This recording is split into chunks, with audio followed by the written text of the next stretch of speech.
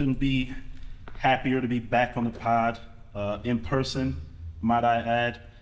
Couldn't be happier to have a Santa Clara product, OKC's number 12 overall pick in the 2022 NBA draft, NBA Rookie of the Year runner-up, and someone who joined only Kevin Durant and Russell Westbrook in Thunder history in 3 games or more to have 25 points, 5 rebounds, and 5 assists. None other than the talented Jalen Williams. Thanks for joining us today, brother. Yeah, appreciate you having me, man. Yeah, man. Yes, sir. Now, I want to take it back to like the early stages. We all kind of have like our beginning phases. No matter what it is we choose to dive into, obviously with us it's basketball. What is like the first memory you can remember of you as a little kid when basketball was first put in your hands, or like that first story that you can kind of resonate with that keeps you going? Oh, I'm probably gonna say like, I don't remember how old I was. I want to say 3. Mm-hmm. I was like forced into being a Laker fan to like start. You know, like your parents like put you on like the gear. Yeah, so I was like, all my memories, I'm like a little kid in Lakers gear. So I guess I could just kind of attribute it to that. But there's like a picture of me like a ball, like the little Play-Doh hoop or whatever. Yeah. Mm-hmm. But that's probably my oldest memory. And then it kind of grew from there. Like, obviously I became a Kobe fan after that. Mm-hmm. Did all that, but I think I was just like end up being a Laker fan with no, actual choice of my own. And then, they kind of like brainwashed me when I was little because I'm like around all this Laker stuff all the time, and then grew up and now I'm kind of, I'm always expected the Thunder, but I just grew up a Laker fan, and then that's kind of my introduction to basketball. For sure. I love it. Now, even though you got drafted by OKC, does that kind of like hinder your love with the Los Angeles Lakers, or are you still like a low-key I turned into more of like a Kobe fan, I feel like. There you go. That's what people ask me, Lakers fans said, nah, Kobe's associated with the Lakers, that's all I like about it. Yeah, that's it now. Now we're like enemies, but it is cool to like, play at Staples for the first time this year and do that. So there is like still like, Laker nostalgia. 100%. Big Pau Gasol fan, D-Fish, like that area. Yeah. But now it's like, if somebody really asked me, and I'll be like, oh yeah, I've been a Thunder fan. Oh, a Thunder fan. For however long. I love it. So obviously we talked about it as a little kid, and then you grow up and go through high school. The coach who recruited you to Santa Clara, Jason Ludwig, had the chance to talk with him, and he actually mentioned that he saw you at a tournament which was in LA, and you were like in one of the back gyms that had maybe like, I don't know, 5 or 10 courts on it, and he was actually about to leave that day. He was done recruiting or done scouting, and your coach pulled him aside and said, no, where are you going? Got to stay and watch this kid. And he was talking about you, and so he stayed. And one thing he told me is that he saw your potential that day in that game. He obviously could tell that you had like some growing to do. He said you had like big feet, but like a small, skinny frame. But he could tell your potential from that point forward.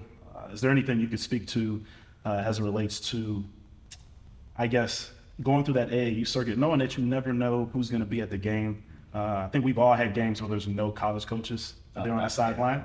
And yeah, exactly. And then you have your moments where like you kind of like get to that point where you're like, wow, there's some college coaches actually watching us now. So I've had both, but I want to hear your experience to like, how do you still keep that mindset like, oh, I got to play hard today, even if nobody's there, or somebody may be there and you just don't know, just like Coach Jason Ludwig. Yeah. Well, I feel like Jason always leaves out the point where I'm at 35. So that he always leaves that out. Yeah.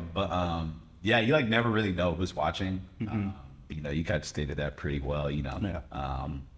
But I don't think I've ever played that way or intend to play like, oh, he's here, like, let me really try. Like, I think when you love the game in a certain way, like, that's just how you play. For sure. I'm just always playing hard. I think it's fun. Like, we were obviously playing yesterday, just like being able to play defense and compete with everybody. I just feel like it raises the thing, because, you don't ever want to do anything kind of like half effort. Yeah. But I'm not really playing like to, oh, I hope this coach sees me or notices. And, I feel like for my AAU was so awkward. I was like 5'10", 6'11" wingspan, big hands, big feet. Like, I kind of gave up the notion of like somebody was coming to see me play. Yeah. So I was just playing kind of free. And I think that just ended up being the, more and more coaches started to kind of catch on. I didn't get any offers, but I also had played in so many back alley gyms. It was the gym in LA, the one with like 30, 40 courts. That's what he was saying. Yeah. I was like, hey, they got all those courts there? Yeah, this is like when it was small. I think they added more to the gym. So it's like, I'm literally like court F, whatever, like F10. In the back corner of the gym. In the back corner of the gym. So you know, just going out there playing and competing. Yeah. He just happened to be there that day. Mm-hmm. And that really what sparked it. I love it. I love it. And going through that AAU circuit and looking back at it now, is there anything you would say to the younger generation as it relates to like what they should be focused on when they're trying to showcase their skills at these tournaments, or things that maybe aren't shown a lot because like the landscape of our basketball is changing? So people, they see all these, you know, maybe big stages and all these different things, so they may not be focused on the right things. What would you tell the younger generation to focus on as they go through the AAU circuit? Me and my friends have this conversation all the time. Like, just don't play for the cameras. Like, that's really the biggest thing. You know, you get a lot of people that like kind of play out of character, or you know, everybody thinks it's about, you know, how many points you could score in a game, and you know, you kind of skip over all the little stuff that makes basketball enjoyable. Mm-hmm. And you know, the camera is the best thing to happen, I feel like, to basketball, and also the worst thing, because it's like nobody, you know, you grow up now, and I know that little thing when, you know, viral on Twitter, like the little like 8-year-olds talking trash to other 8-year-olds. I was like, I never did see that everywhere now. Yeah. So it's like, I would just say not play for the cameras, you know, like actually play because you love the sport and you love competing. And, you know, like obviously you talk trash, but just play for the right reasons. Try and play the right way. I think that gets you further than, you know, a lot of guys I feel like fall off because they didn't have like the right foundation of why they're playing. And, you know, that runs out. And also, I think just run your own race. Everybody kind of focuses, because of social media, everybody determines their success based on, you know, how other people are doing, or however long this takes. And, obviously, like you did 4 years, I did 3 years of college. Like, people don't really, that's not as normal as it is now. So it's kind of like looked at as weird, or, you know, everybody wants to kind of be a one and done. But yeah, I'd just say run your own race. You kind of just progress that way rather than trying to determine how you're doing based on what somebody else. 100%. I think run your race is like a key theme here, is for kids to understand that like nobody's packed is the same. Like, no, everybody has a completely different like schedule of success, or what they're going to do in life, and you don't know what the other person is doing to get where they're at either. So it's just, you might as well just focus on you and run your own race and get to where you're supposed to. You're going to get there regardless. So it's just about, you know, I wouldn't really focus on the timing of when you get there. And we talk about like run your race. Obviously, you were 5'10" as a sophomore, and then in college you got to be 6'6" with a 7'2" wingspan. So we're talking about run your own race. Like, maybe some people weren't that small when you were that small, and now they're not that big. You're a little bit bigger. So it's kind of like everybody has their own days, and everybody's going to turn out to be what they're supposed to be. Can you talk about like your body transformation and how that helped you in college and everything? So I was like kind of low-key always short, but like when you're little, you don't really notice it because everybody's like, you know, small. But I was like, I just focused on a lot of like guard stuff because I was, you know, crunch time, you know, junior, senior year, it's kind of just like, this might be all you got. So like just working out, being a guard, you know, my dad, since we were like, same thing with my brother, you know, when we were little, it was just all guard stuff. And we just kind of went from there. So I'm working out as a guard, and then, you know, going into my junior year, I'm still like maybe 6'1". And then my senior year, I'm like 6'2". So I'm like, all right, like I got to kind of transform to just be a guard. And then I grew going into college. Like, so I get to Santa Clara and I'm like 6'3". So I'm like, all right, I still might be a 1. And then the end of the summer, I'm 6'6". So now I'm like on a wing, but that transformation from going to a guard to a wing is easier than, you know, obviously trying to be a wing and add skill sets. So I think that really helped. And then obviously, like I said, you know, going through the 3 years or 2.5 with the COVID year or whatever. I think that kind of helped me progress and learn like how I like to play. It was a harder transition when you're going from being on the ball the whole time to trying to play off people. So, but I think that overall helped my whole thing. Now I get to the Thunder and I'm playing off the ball majority of the time. Now I can kind of play off everybody. So that just comes with the run your own race. So, you know, you're like, I need your genetics. Well, for a while I was gonna be. I had a conversation with my dad. I was like, I'm fighting height with my mom. She's 5'10", so I'm like, you know, this might be. I know how it And goes. then obviously my younger brother, he's at freshman year. He's 6'6", so good for him. 100%. That's how it goes. But yeah, that just goes to run your own race. So I'm working out as a guard, and then I end up growing, and God's timing, I just kind of progressed and had different alignments of how I would play, and got to see all sides of basketball, and Obviously coming to Santa Clara, like going to college, everybody kind of forgets no matter what school you're at, everybody's going to be the best wherever they're from. So now my first freshman year, my role is like to really play defense. That carried me over. Now I understand the value of like being in the right place. And then I got more touches on O as I stayed here. And now obviously that kind of progressed from that.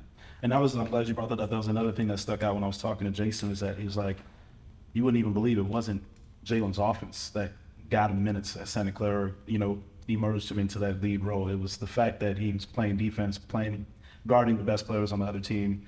And by then, he said Sendek was just like, we got to put him on the floor. We got to play him. He plays defense extremely well. And then I think at that point, you were able to just now show both sides of the floor and able to show your offensive talent. Do you advise younger players to take defense more seriously? Because I know in this game of basketball, you know how it is. It's like, if you're a bucket, you're a bucket, right? Like usually offense trumps defense, which it does because you need people that can score. But can you talk about how, if you play defense, you have a better chance of being on the floor and being on the floor for longer?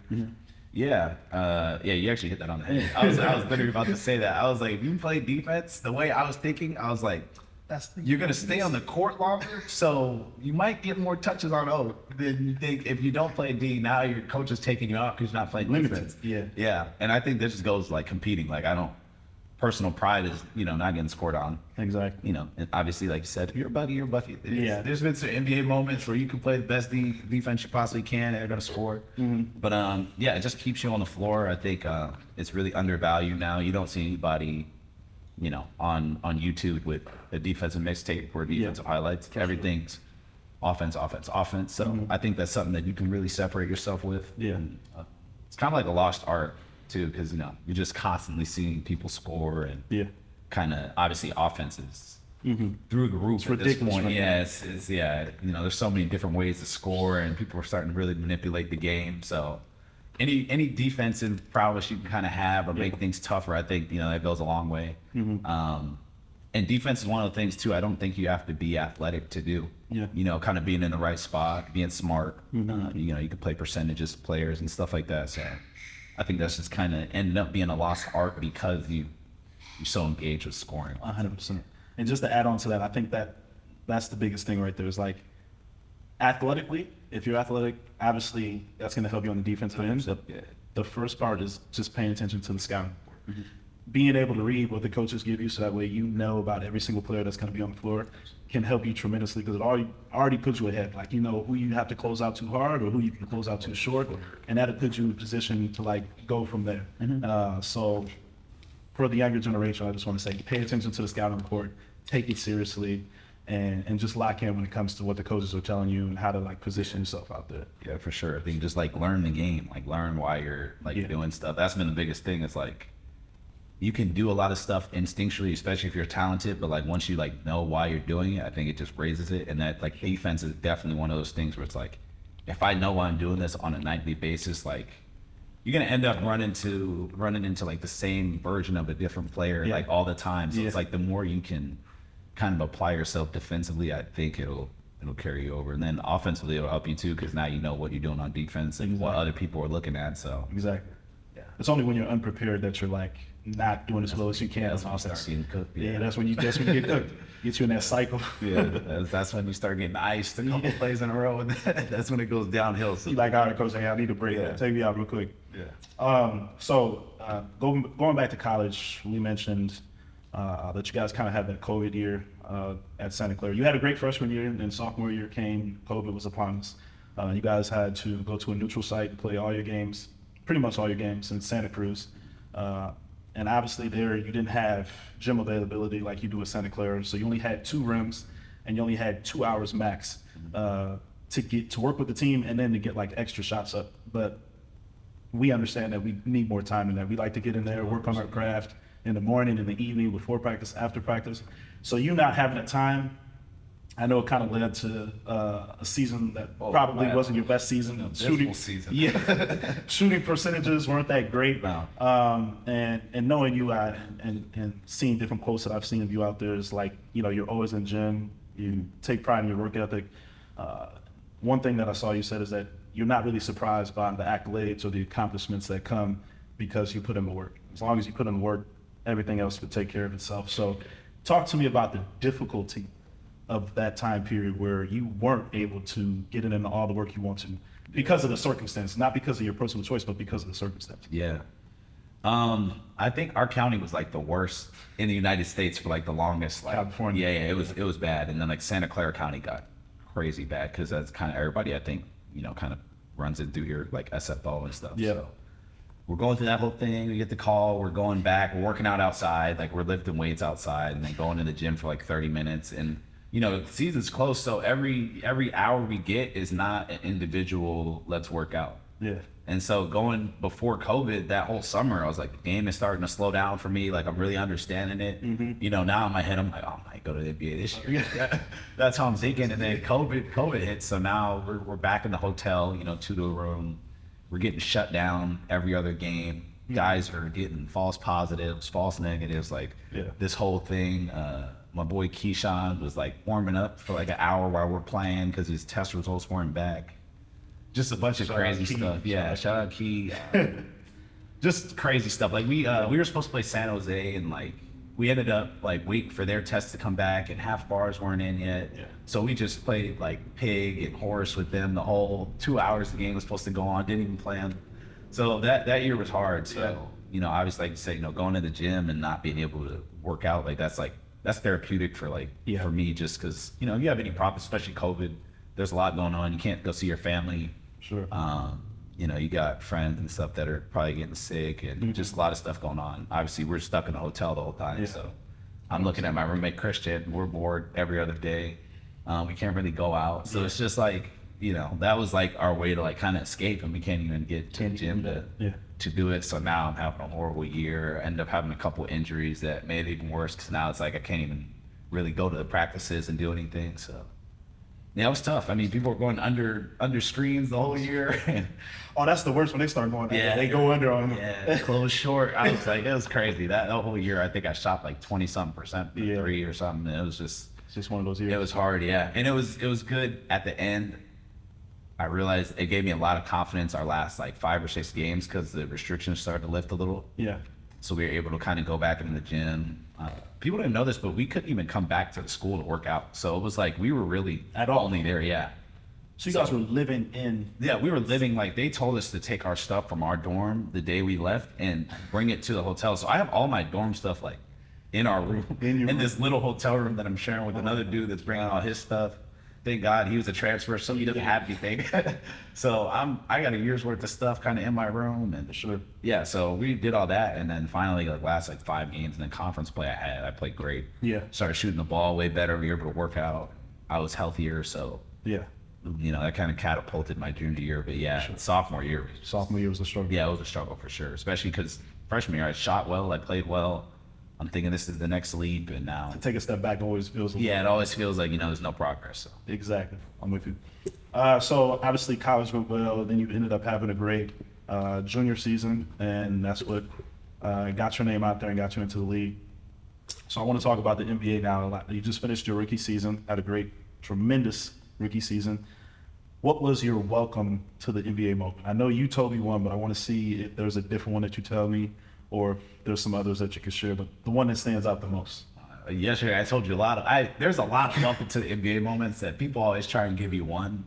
Tell us the KD one. That's the one you told me yesterday, but then give me another one. Yeah, so we're playing this is late in the season, mind you. This is like we're fighting for like playoffs. Yeah. So he comes to OKC.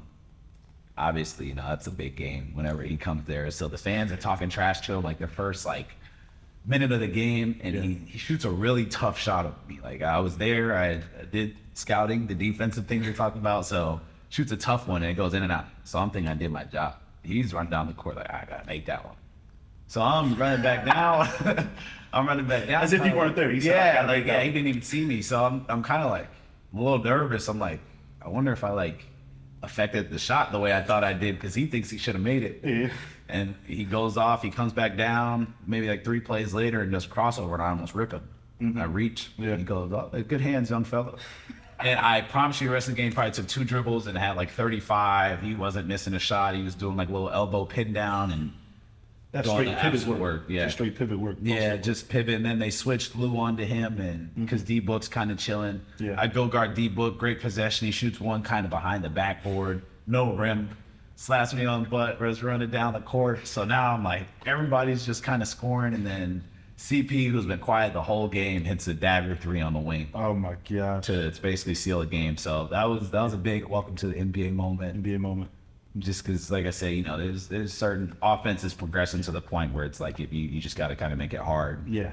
And Do the some best guys, you can. just some guys you got to hope they miss. Yeah. And a team like that with Phoenix that has like multiple superstars, like, is like, does that make it difficult or like? Oh, 100%, because you're switching on to, you know, if they set a guard to guard, you're switching from KD to Book, and then it's like, Where usually you're going like a switch to guard, you usually get the rest sometimes. yeah, you get Depends to on who rest, you are. or like just even like he might move out the way. It's like now you can't help whoever's there because you got Book, Yeah. or you know now you're switching when they hack CP. It's like, And these dudes are trying to go. yeah, they're trying to go. They're trying to score 40. That's Trying to the, you know, everybody, that's 3 people trying to score 40. Yeah. So, yeah, that was a good welcome to NBA moment. And I think early on was DeMar DeRozan.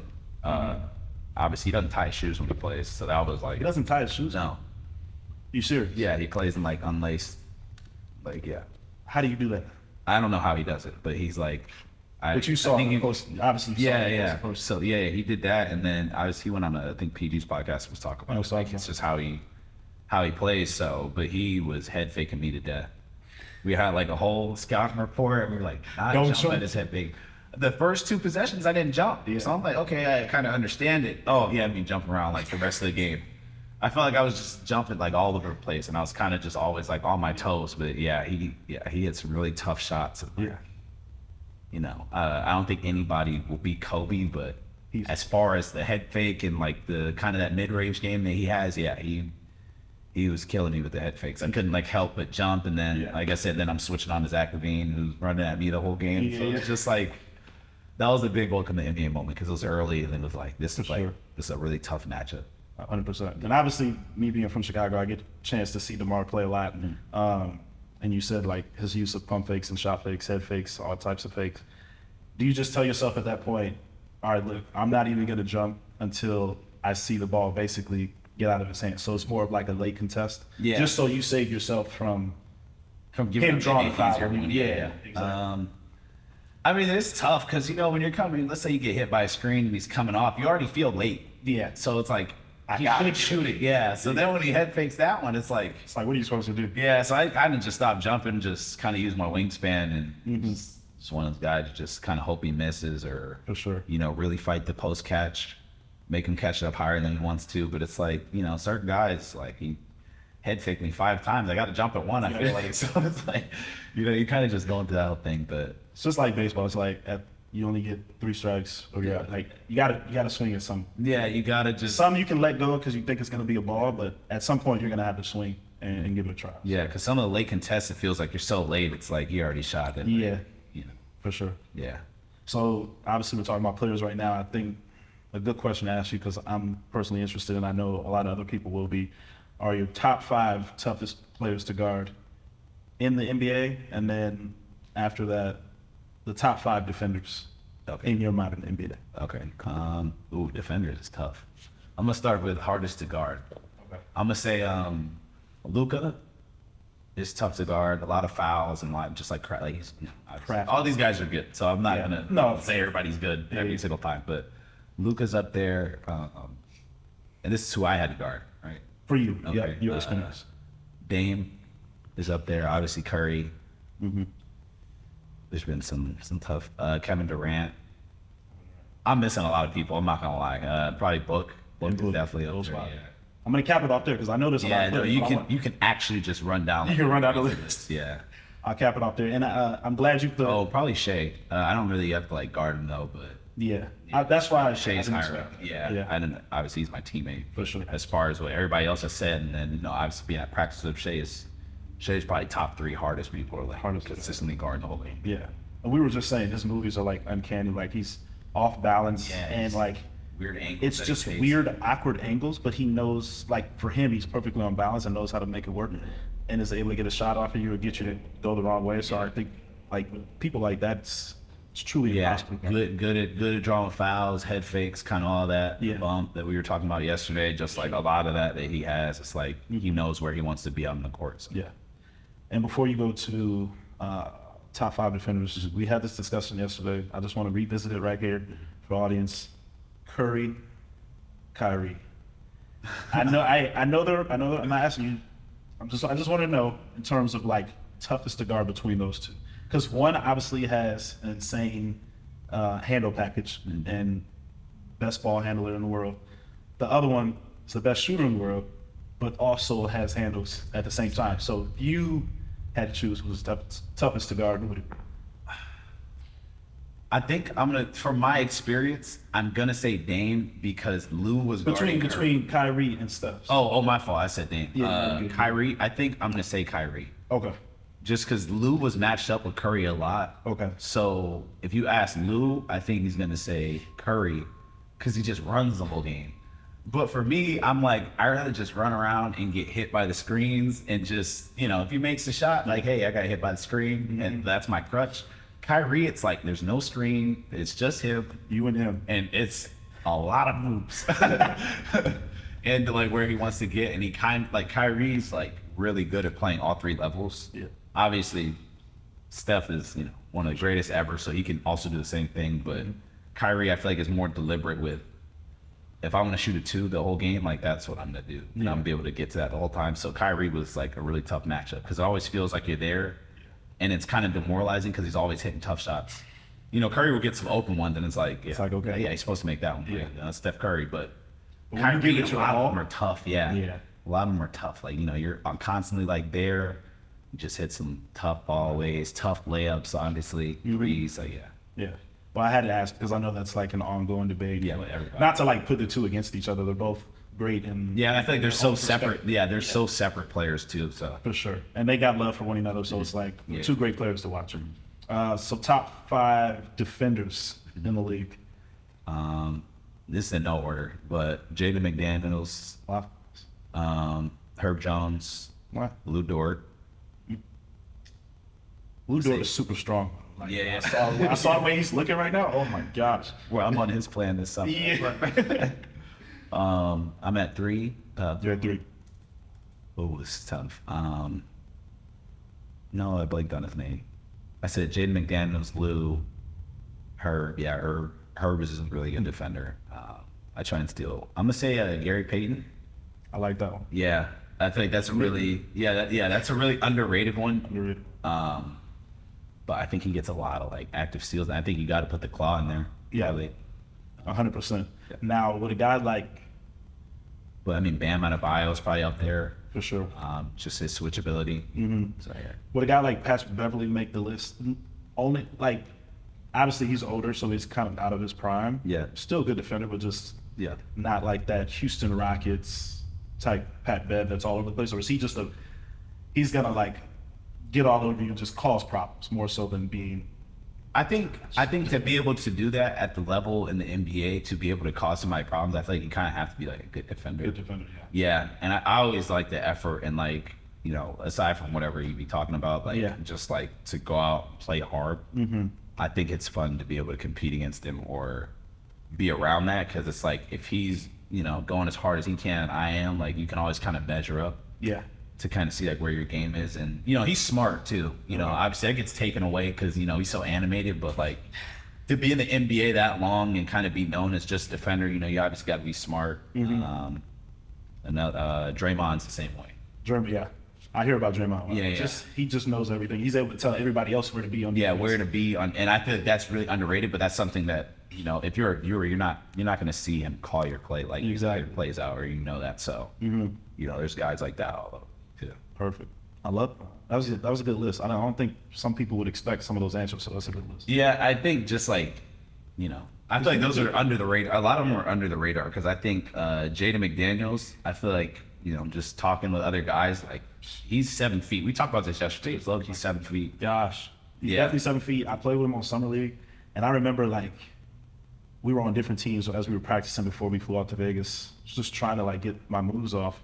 Yeah, and he like was on me, like he switched on me or whatever, and I'm like, okay, I'm gonna be able to get enough space. Right when I thought I had enough room, close the gap. His closes the gap because his wingspan, like how tall he is, it's like it doesn't matter. So he blocked like all my shots. I'm like, yo, this is crazy. I'm like, Yeah, and he moves really well. It's like surprising. He laterally he moves really well. Yeah, moves fast. So I'm like, nobody knows this, but this is like one of the best defenders. Yeah, and it's cool that he like really leaned into it. Like especially like this past year, I think he started really trying to take the assignments a lot more. And I think 100%, 100%. Yeah, that definitely grew. And then Gary Payton, I don't think anybody will really say it. But So he's soft for sure. yeah.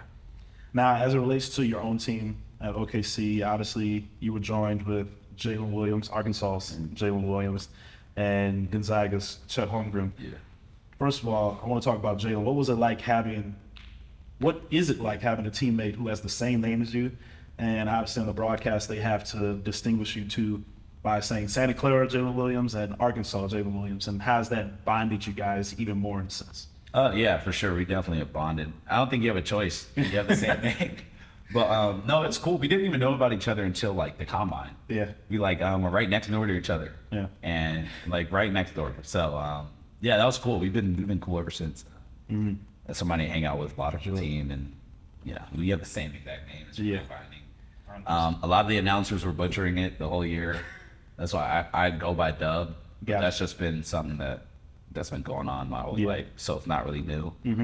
And then I think he's been going by J Will too, so we have a way to distinguish it. OKC people are really good with it. Yeah.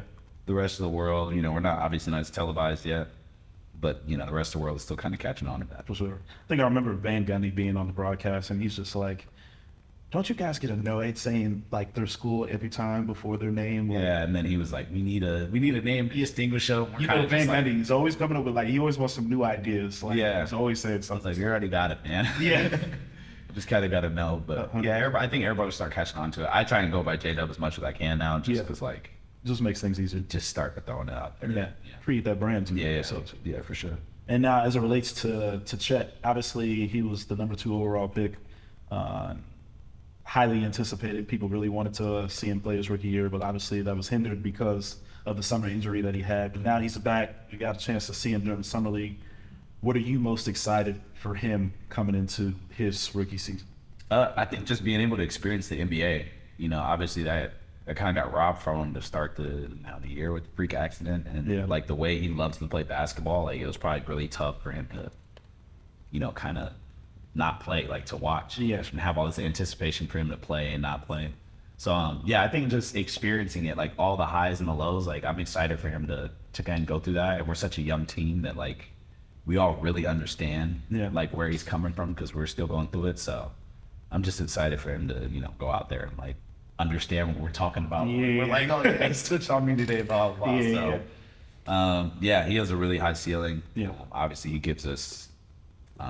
He has a lot of good facets to his game, but what we've been missing last year was just a big alter shots, For sure. rebounds, even just be able to tip stuff out. So just kind of looking forward to when that end, and then offense will fit in. He plays Gonzaga, so he's played fast before. He can stretch the floor, pick and pop 5, roll, athletic. So offense, we're never worried about. Defense is, I think, going to be kind of our biggest thing, just because we kind of have some paint protection and kind of something to kind of hold us down as a defensive anchor. So.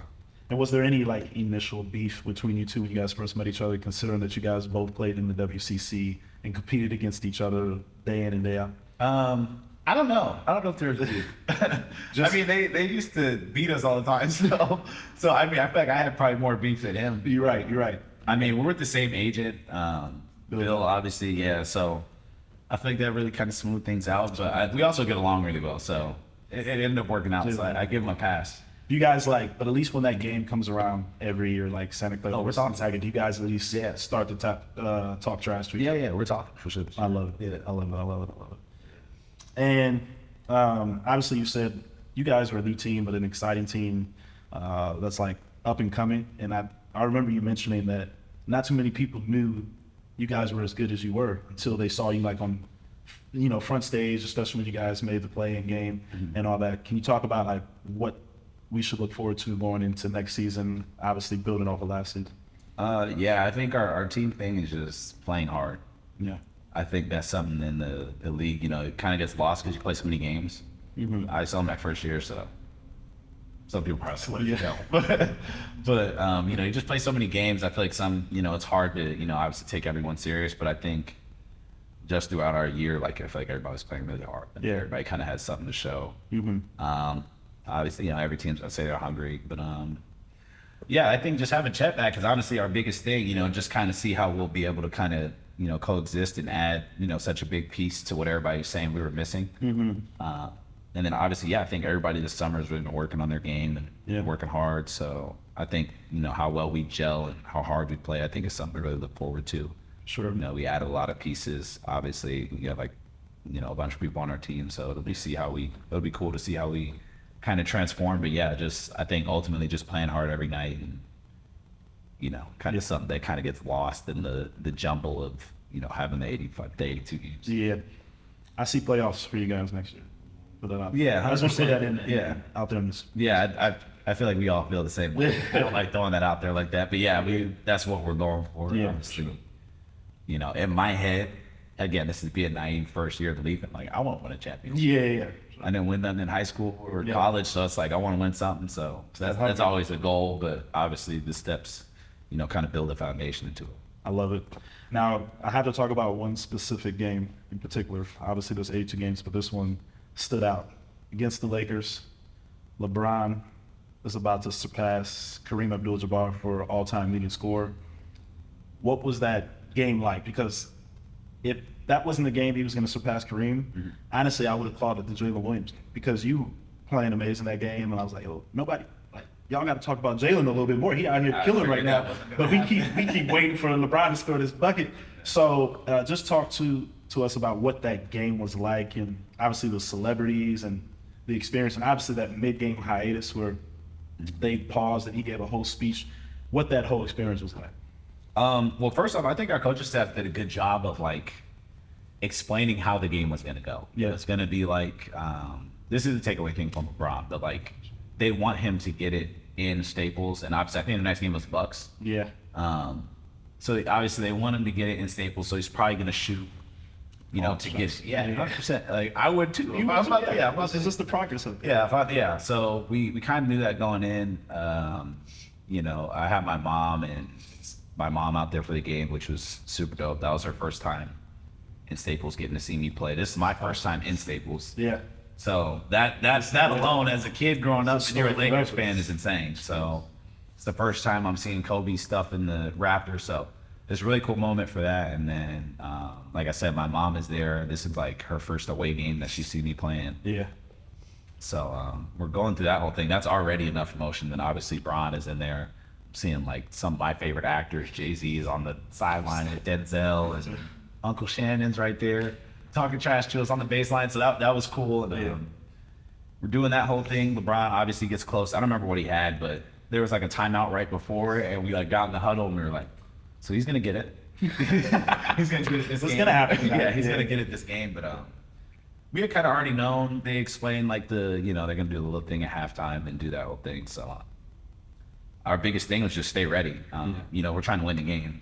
Like, you know, he could have 100 points. You know, at the end of the day, we're trying to win the game because he's coming into, you know, play in and trying to make the playoffs and stuff like that. So every game kind of matters. Everybody's kind of staying warm on the sideline. He hits the shot. Thank God I wasn't in the game. It's not in the picture. So you're going through that. He gets the record, and I think our focus really switched, and you know, a little bit of maturity for, you know, being such a young team. It was like win the game the whole night. So we ended up doing that, which was dope. So aside from me playing well or whatever the case may be, like I wanted to win. You know, wanted to win. Yeah. You know, we don't want to get the record and win the game. Exactly.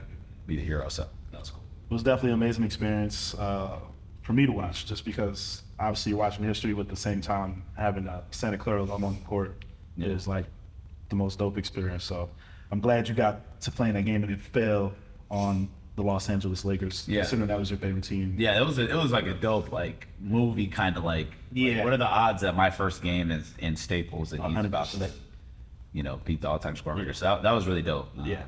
That's something that I will never forget. I think my mom has my jersey from that game. Oh, that's awesome. Yeah, that was really cool. That was a moment. extreme. Yeah.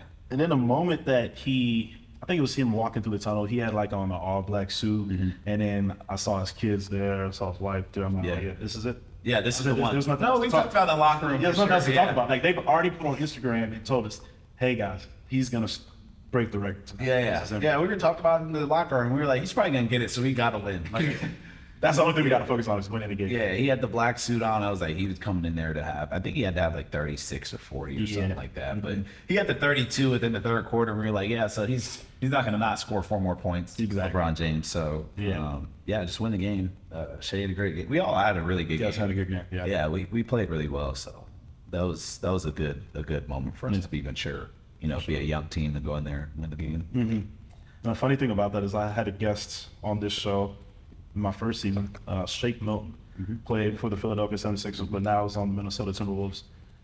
He actually, and I asked him this while he was on the show, the Lakers were playing in Philly the night that LeBron surpassed Kobe on the all-time scoring All that stuff. record, and the bucket was actually on Shake. So it was like, Oh, that's nice. Is it?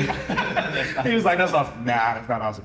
So it was like, it's a unique experience, but it's funny to have two different people on the show that have been there at some point during LeBron's history. So that's pretty cool. Yeah. Now, obviously, aside from basketball, you're huge in fashion. Something like that. Tell me, well, first, did this take place? Were you into fashion way before you made it to the NBA, or was it something that when you made it to the NBA, you were like, okay, now I have like money, I have the funds to like mess around and do different things, try different styles. It's like it's both of that. So like I liked a lot of stuff, but it was like what you gonna buy? Couldn't get yeah. So like I was just trying stuff in high school, honestly. Like just wearing. There's like pictures. Like I have all kinds of pictures on my phone. I'm like, oh okay, like I did that in high school, and now I can actually like do it in here or whatever. I was always on Pinterest looking at stuff, so that was cool. And then even like. Yeah, high school is when I really got into it. Shout out my friend Andrew, but he got me into like J's and like all that in high school. Yeah. So, now I'm on, waiting in lines and doing all that, getting shoes. And I have the typical progress. J's, now it's clothes. Now I need jeans to wear these and blah, blah. Yeah. And then obviously, I think, trying to think, maybe my freshman year, end of my freshman year, and then like junior year especially, I was like, we obviously had our stipend and stuff, so that's when I really got heavy into like having my own money so I could actually kind of go out and buy stuff. Using that. Yeah, so I was going to the San Jose Fleet all the time doing that, and they had like a little vintage market. That's when I got into like vintage tees and all that, and obviously now I'm like jumped on like the higher fashion and stuff that I really wanted to always kind of wear. So yeah, that's it. But I've always kind of had it. It's just like no just cheese. needed to wait to that moment. Yeah. And you had the opportunity this summer to go to Paris Fashion Week. Yeah. What was that experience like? Did you have to be invited, or was it something you just said, hey, I want to attend? Like, what was it? I wanted to attend, and I got invited. Okay. So best of both worlds. So shout out to them for having me. That was like 3 days in advance. Do you want to come? Yes. Yeah. I'll be there. 100%, yeah. I took my friend Mike and Abadi with me, so that was dope. That was a super cool experience. The travel was horrendous. Some of the worst travel of my life. Obviously, nothing to do with Paris or Paris Fashion Week, but just like getting on the plane and all that. These airports have been since COVID. It's ridiculous. So, but it was super cool to be out there. Traffic was crazy, but even just going through it was like really cool to see the sights. And just see how they kind of live out there. Yeah, it was a really cool experience.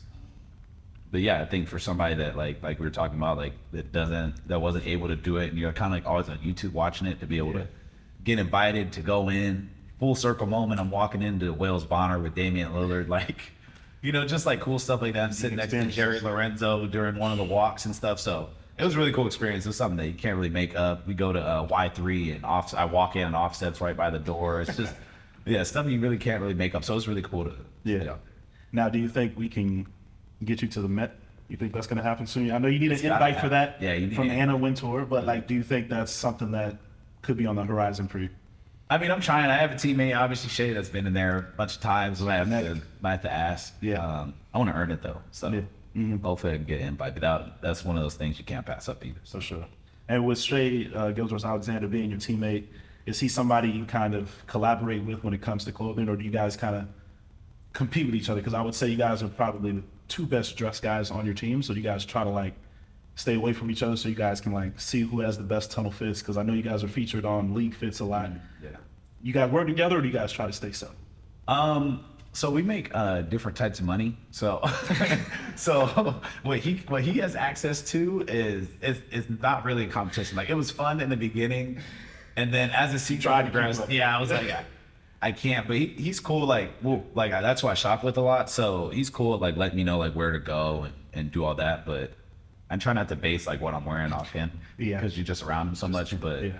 But yeah, he has access to a lot of things that I've never seen. So Yeah. until I can get there, it's not really a lot of like comp. But yeah, it's cool to like always kind of go out with him and see what he picks out and like what I'm end up getting. So I got the blueprint. But as far as like competing, it's just kind of like we'll joke around with it, but it's like I can't afford that. So you got it. I know. And you smart though. You smart. Yeah, it's just Some gotta people go try to see keep where up. he's That you doing. like, hey, let me do my own lane. I until we made a get to the point. mistake, and I tried to keep up in LA, and I'll never do that again. It was LA, New York. I tried to keep up, and that was ridiculous. I got a call. My financial team's like, "Hey, what are you doing? It's not you." I thought I was good. Thanks for calling. It's just testing out my card, I guess. So. Yeah. But yeah, it was fun. It's always cool to like see kind of what he has. Yeah. You know, he's giving me some stuff that he don't wear anymore. I love it. And then aside from fashion, Shai being obviously probably OKC's best player, has he been a good person to come into being a rookie, like mentor-wise? Has he helped you a lot on and off the court? Oh yeah. Yeah, that's like that's family. I went up to work out with him a couple times already in Canada. You know, he kind of shares, you know, what he's found successful in the league for him, and we kind of have like similar games in some respects. So trying to figure out, you know, why he does certain things is what I've kind of been like, you know, pushing towards, because you want to learn as much about the game as you can from a lot of people, and to have him as somebody who's like almost my age, he's only 24. No, I'm 22, so we're in that range of like where we really understand each other and kind of have that. Good down to earth dude. Gets along with the team crazy well. Our team is, I think, probably the closest in the NBA. Love it. You know, in regards to that, you know, I still talk to people that have been waived or traded, you know, throughout the thing, like on a consistent basis. So, he's a good leader for us. So it's always cool to kind of pick his brain. You know, whether it's fashion or you know, hoops or whatnot. But yeah, he's really open about a lot of stuff. That's awesome, man. And obviously, Shai kind of giving you that blueprint. You also have to give the blueprint to your brother, Cody Williams, who's going to University of Colorado for this upcoming 2023-2024 season. How do you kind of mentor him and push him in the right direction in terms of how to operate both on the court and off the court as he gets ready to take on his collegiate career and then hopefully soon after his professional career? Yeah.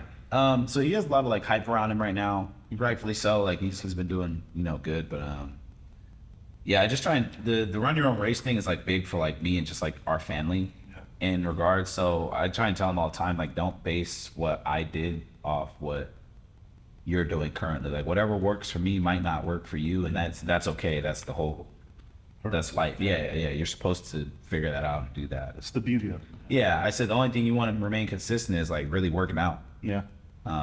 You know, I tell him like you don't have to play basketball. Like you just should want to be a success in whatever you're doing. And obviously he loves playing basketball. Yeah.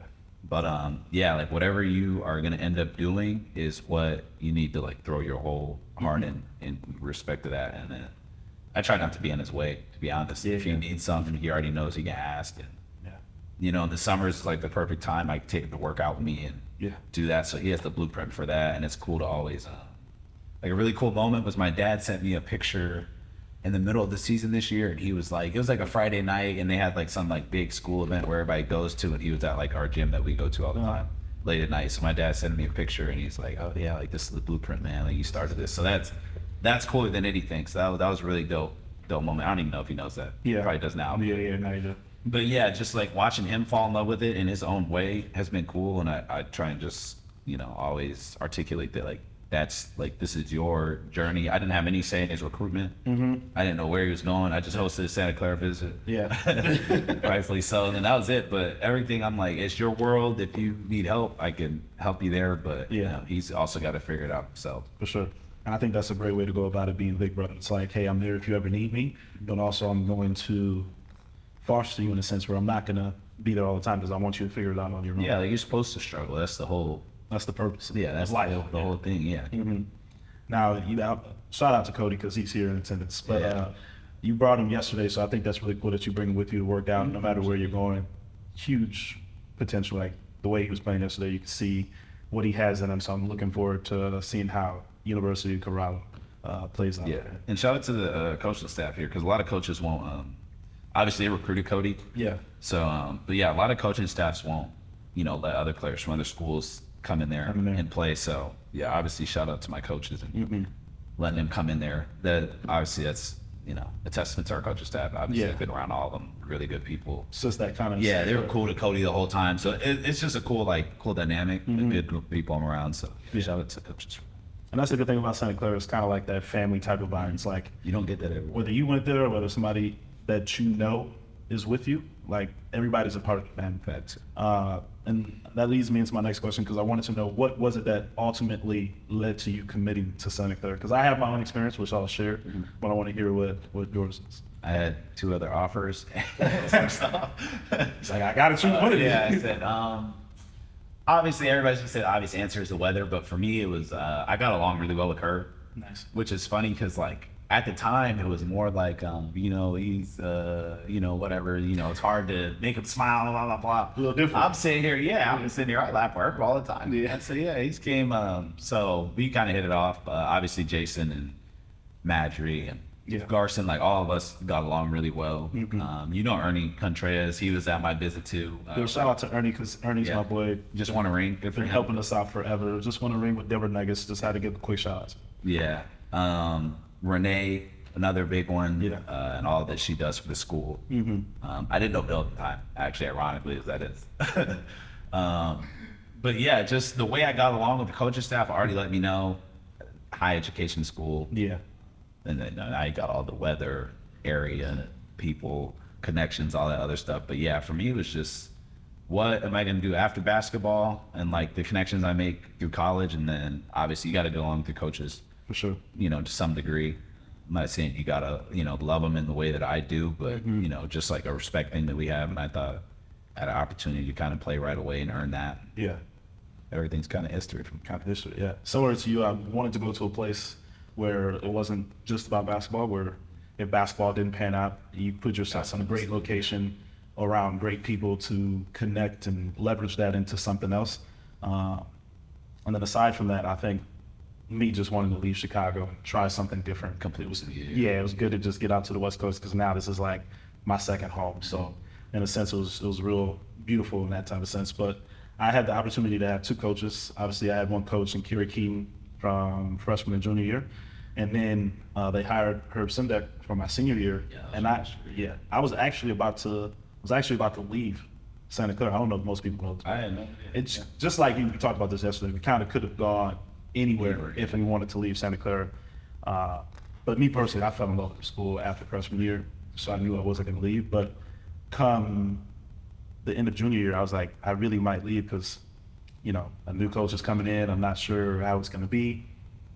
Herb Simdek, actually, him and the coaches that he had hired on staff that year, the first thing they did was figure out how they can keep me there. So once I saw that, I was like, okay, I may be able to stay here. Like, they really care about me because I know some people had to leave. So I was like, but they care about me still, putting me at the forefront. And they actually flew to Chicago. Oh, wow. Yeah. To go talk to my family. Like, I wasn't, like, we were in school, so we were in the middle of, our quarter, so I wasn't even at home. They flew out there just to talk to my parents and kind of express how much they wanted me to stay there. And I think after that, it was history. So it kind of attests to what you said about Santa Clara being family and how they treat you and how they value you. So that's how I saw it and what you said. Yeah, it's crazy. They definitely flew to my house like a couple times. Like, why I'm not there? Why I'm not there? You guys recruited me? Yeah, they got along. They get along with my parents all the time. Yeah. Jason was just at my house like a month ago or two. Nice. Like a month or 2 ago. Still very much involved. Still, with your family. for sure. I know when Herb goes into AZ, they always try and get lunch or even just say what's up. Yeah. It's kind of just unheard of. A lot of coaches aren't willing to do that work. And then obviously Santa Clara, we label it as a mid-major, which probably is as you compare it to these other schools, but the landscape of college basketball changing and it doesn't really matter what school you go to these days. It's like as long as you can hoop and you're able to show that on the stage that you chose to be at, then you'll probably get a chance to either be looked at the NBA or make it in the NBA. Can you talk about how going to a mid-major school was good for you and how kids shouldn't look at it and generalize it like, oh, you know, I need to go to Kentucky to be successful, or I need to go to Duke to be successful. Can you talk about how it's okay for, like we said, run your own race at a mid-major school, and as long as you play well there, you can leverage that and make it into it? Yeah, this is where having cameras is like a good thing, because it's like there's gonna be pub everywhere now. Like if you can play basketball, then you can play basketball. You're gonna be seen. You know, at one point, yeah, that was probably true. You know, you had like maybe a handful of guys that could actually get out of a mid-major, and I hate saying mid-major because it's like the more I look at college basketball now, I'm like, it's so stacked now. Stacked. Yeah, mid-majors, just players at mid-majors are just as good as they're coming from the other schools where they didn't play. So obviously, you know, Brandon's the kind of the same way. You go to Illinois here and then go to the NBA. So it's kind of just like, you know, the run your own race thing, and at the same time, it's just you got to go where like you're wanted. You know, I think a lot of people get kind of caught up in what can that school get, or you know, things like that, instead of, you know, kind of like everybody's end goal, like what do you actually want out of basketball. And at the same time, it's like, hey, if you can go to Kentucky and play and do that, do it. I would too. Yeah. I didn't have that offer. Exactly. But at the same time, it's like I went to a school where I was like, I think I earned some playing time here and kind of made that out. Obviously, I was kind of right. So I think everybody just kind of got to take it with a grain of salt, especially now. There's so many people in the portal, and schools are getting so mixed up. There's so much movement in the Big 12 and the Pac-12 and kind of all that. There's going to be all these good players, and I feel like everybody is so even the way basketball is evolving. It really doesn't matter what school you go to. Yeah. You know, you see teams every year in the tournament beat these, you know, big teams, big juggernaut teams. It's kind of like you look at the team, it's like, oh, they're not even that. Yeah, exactly. So, and then, so obviously, behind all of that, and obviously, successful career from high school to college, and now in the pros. When we take a look at all of that, we obviously know there's always a team that's behind the individual and what helps them be successful. So obviously, there's a team behind you that consists of your parents, your brother, but also your agent, NBA super agent Bill Duffian, which we share with WME and BDA, and then also your trainer, Packy Turner. Yeah. Can you just talk about your team and how they help foster you and keep you grounded, but also help you develop? Yeah. I think that's like the underratedly biggest part of everybody's journey. You know, and I'm not saying I'm blessed to be in a, you know, 2-parent household, didn't struggle for anything. Didn't have to like, you know what I'm saying? Like have to like struggle or worry about like where my next meal is coming from and all that. And obviously power to a lot of people that are able to do that. I just didn't have to. My parents are extremely close, and I just have like a good net group. So I just grew up with that and kind of use that as my tool. I had 2 good trainers coming up too, aside from my dad, Paul Suber and OB. So having them 2 kind of on my way up was just another good step. And then moving to the NBA, I got Packy. We kind of hit it off. So everything kind of just aligned really well. And then obviously I have a friend group that I've been with since 8th grade, the end of 8th grade. So can't really draw it up better than that. But it's only like 4 or 5 of us. I got our cameraman, JoJo, me too. Now that it just so happens that in Santa Barbara, when I was working out, we ended up being really cool. Now he stays with me. So Perfect. Everything's kind of lined up really well. It's always like scary good because I'm like something like Something's down, right? yeah, there's got to be a rock in the pond. Something's gonna happen. Yeah. But everything's been really smooth, man. Like I feel like I've really like picked like my circle really well. For sure. So you know, I feel like I've made connections. Like obviously, like we've chopped it up and stuff, and I feel like I've just run into like a really good group of people, and whatever. I feel like I'm a big believer, like whatever energy I'm kind of putting out is what you receive. So trying to always be cool. You know, kind of just stay out the mix. And I feel like the group that I have is kind of on that same path. Like everybody wants to be a success. I try and surround myself with that a lot. So for sure. Yeah. I got 2 more for you. What can we expect from Jalen Williams this upcoming season? Obviously, you had an amazing freshman season, NBA Rookie of the Year runner-up. I personally thought you should have been Rookie of the Year. But now going into your sophomore season, how do you build on that and what do we expect to see? Because I think I do remember you saying somewhere, you just want to be positionless. You want to be able to play 1 through 5, whatever's needed. You want to be able to play both sides of the ball, both on the offense and defense. What would you say we should expect? I don't know. I don't set expectations for myself. Kind of like from the beginning of what we were talking about, just like, I'm just playing like hard though. Like I'm just like, and then, you know, I feel like I'm talented enough and I work out hard enough to where it's like me playing hard is me being aggressive offensively and defensively. But, you know, I kind of want to be like a really good, you know, elite two-way player. You know, that's kind of something you're seeing kind of disappear. Mm-hmm. I wouldn't even say disappear. I just feel like it's something that's not really as common. So yeah, I'm trying to really transform into that and kind of just be whatever the team needs. Like I was playing the 5 this year, the 4. Obviously, you know, this summer I've been trying to just get stronger and, you know, you kind of leave points on the table during the first year. You don't know what to expect. So yeah, just kind of changing my body. I want to change like a lot of my eating habits, you know, trying to get a chef currently in September. So just doing a bunch of stuff to kind of like more so I would say like keep me in the NBA longer. Yeah. You know, work on my body. I think this summer was big for me just in having a routine and, you know, kind of understanding like lifting and, you know, kind of the importance of that. It's good that Cody, that's why I take Cody over with me so you can see it. Yeah. But I mean, I don't really have like any expectations. I'm not going to come in here and be like, oh, I want to average 40 and blah, blah, and first team and all that. And don't play for all that. I'm just playing. And see, that's how I just, the maturity that you possess, I can see it. Cause like I love that answer. Not to set expectations. I think I read something the other day. It was just like, just plant your seeds and they'll grow into whatever it's supposed to be. Like you don't have to set preconceived notions on what's going to happen or what it's going to turn into.